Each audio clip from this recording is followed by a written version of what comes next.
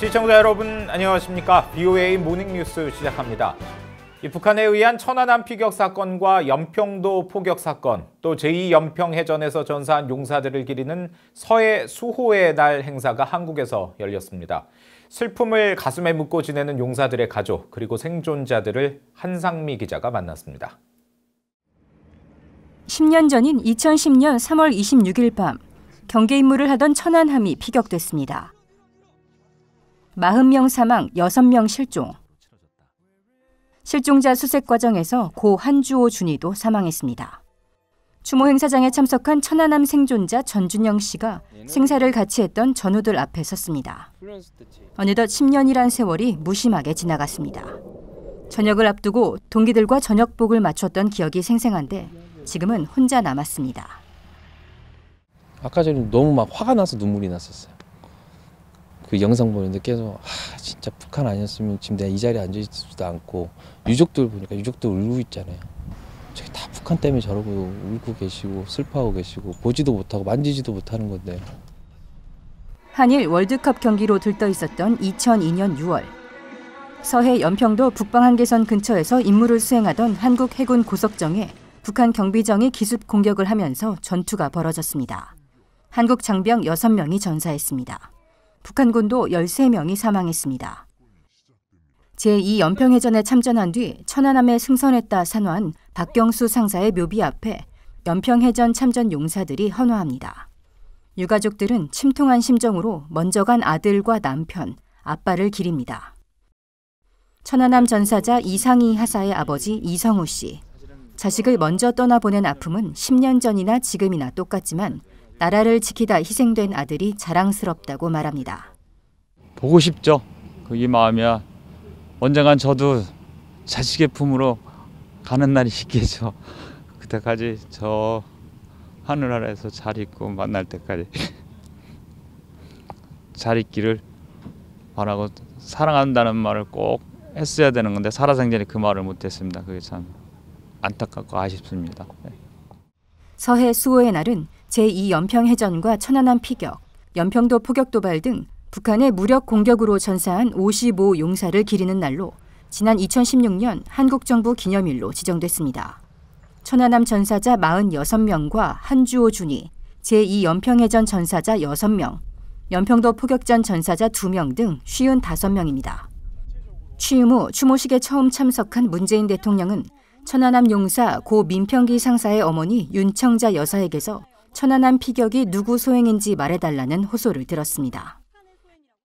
소행인가, 누구 소행인가 좀 말씀 좀 해주세요. 소행이라고 진실로 해본 일이 없어요. 그래서 이 정도면서 한점 써주세요. 공시 입장에서 지금 윤 여사는 기부성금 1억 원을 해군에 전액 기부해 기관총을 구입하게 했었습니다. 문 대통령은 기념사에서 강한 안보로 반드시 항구적 평화를 이뤄낼 것이라고 말했습니다. 유가족들은 문 대통령의 이날 참석으로 천안함 폭침을 부정하고 북한 소행이 아니라고 주장하는 사람들의 생각이 바뀌길 바란다고 밝혔습니다. 이날 유가족들은 문재인 대통령의 첫 참석을 환영하면서도 무력 도발을 일으킨 북한에 대해 일절 언급이 없었다는 점에서 아쉬움을 나타내기도 했습니다. 대전에서 BOA 뉴스 한상미입니다.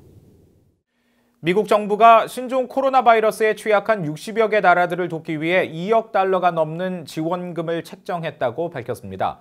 마이크 폼페오 미 국무장관은 26일 보도자료를 통해 미국 정부는 신종 코로나 바이러스 대응을 위해 전례 없는 자원을 국내외 모두에 신속하게 동원했다면서 2억 7,400만 달러를 긴급 의료와 인도주의 기금으로 사용할 수 있게 돼 기쁘다고 말했습니다. 그러면서 이 기금으로 세계에서 가장 위험에 처한 64개 나라가 신종 코로나 바이러스 대응에 더 잘 대처할 수 있게 될 것이며 유엔 난민기구가 세계에서 가장 취약한 인구 중 일부를 돕는 데도 도움이 될 것이라고 강조했습니다. 폼페이오 장관은 64개 나라를 언급하면서 북한이나 이란 등 특정 국가를 언급하지 않았지만 앞서 한 라디오 방송 인터뷰에서는 북한과 같은 나라들의 인도적 지원이 이루어지도록 최선을 다하고 있다고 밝힌 바 있습니다. 미국 재무부가 올해 들어 처음으로 대북 금융거래주의보를 발령하고 미국 금융기관들에게 이 북한 금융 제재에 대한 확고한 이행을 강조했습니다. 자금세탁 방지 국제기구가 올해도 북한을 이 자금세탁과 테러 자금 조달 고위험 국가로 지목한 데 따른 후속 조치입니다. 조상진 기자가 보도합니다. 미국 재무부 금융범죄단속반은 26일 북한과의 모든 금융거래가 금지돼 있다는 내용이 포함된 금융거래 주의보를 발령했습니다. 이번 주의보는 지난해 11월 이후 약 4개월 만에 나온 것으로 올해 첫 대북 금융거래 주의보 발령입니다. 금융범죄단속반은 이날 발표한 주의보가 자금 세탁 방지와 테러 자금 조달 척결에 결함이 있는 나라들과 관련한 지난 2월 자금 세탁 방지 국제기구의 결정에 따른 후속 조치라고 설명했습니다.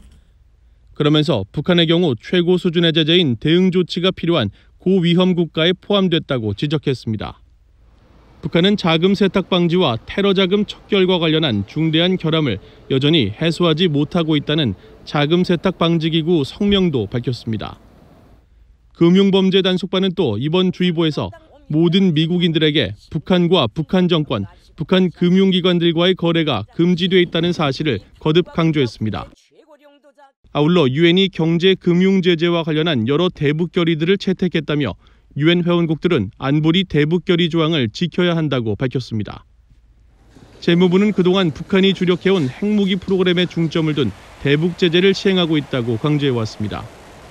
스티븐 무누신 재무장관도 지난 5일 하원 청문회에 출석해 북한 정권에 대한 표적 제재가 큰 효과를 거두고 있다고 밝힌 바 있습니다. Broadly think sanctions are very, very effective. So as a broad statement, targeted sanctions are very effective. As it relates to the specifics, we do coordinate with DOJ. 앞서 자금 세탁 방지 국제기구 FATF는 지난 2월 프랑스 파리에서 열린 총회에서 북한이 국제 금융 체제에 심각한 위협을 가하고 있어 우려된다며 즉각적이고 의미 있는 방식으로 이들 결함에 대처할 것을 촉구하고 북한에 대해 최고 수준의 제재인 대응 조치국 지위를 계속 유지하기로 결정했습니다. 이에 따라 북한은 9년 연속 대응 조치국으로 지정됐으며 4년 가까이 유일한 대응 조치국으로 남아 있습니다. VOA 뉴스 조상진입니다. 이달 초 미 재무부가 북한 해킹 조직을 도와 자금 세탁과 암호화폐 불법 거래에 나선 중국인 2명에 대해 제재 명령을 내린 뒤 사흘 만에 북한 해커들이 이 자금 세탁 활동에 다시 나선 정황이 포착됐습니다. 미국의 암호화폐 자금 세탁 방지 전문 기업인 체이널리시스는 26일 북한의 암호화폐 불법 행위 방지와 대북 제재 이행에 관한 인터넷 화상 회의를 개최하고 재무부가 중국 국적자 2명에 대해 기소와 제재 명령을 내린 뒤 72시간도 안 돼 북한 해커들이 다시 돈 세탁에 나섰다면서 주의를 촉구했습니다.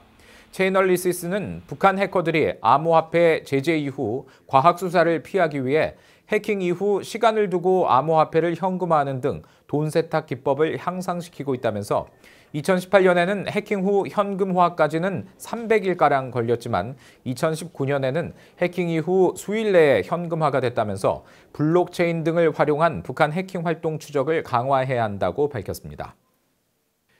최근 북한과 이란 등이 포함된 정부 주도 해킹 조직들이 뉴스 매체나 기자로 신분을 위장해 악성 코드가 담긴 이메일을 유포하는 해킹 공격을 펼치고 있다고 세계적 인터넷 검색 업체 구글 연구팀이 분석했습니다.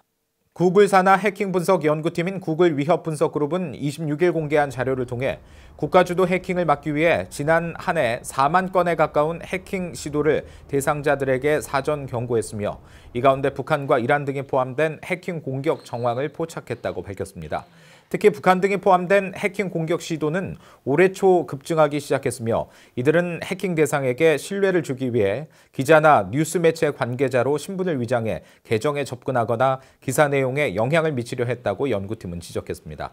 해커들은 또 언론인, 외교정책 전문가 등과 관계 구축을 위해 먼저 양질의 이메일을 보낸 뒤에 후속 이메일에 악성 코드가 담긴 첨부 파일을 보내는 식의 공격 패턴을 보였다고 밝혔습니다. 이상으로 BOA 모닝뉴스를 마칩니다. 시청해주신 여러분 고맙습니다.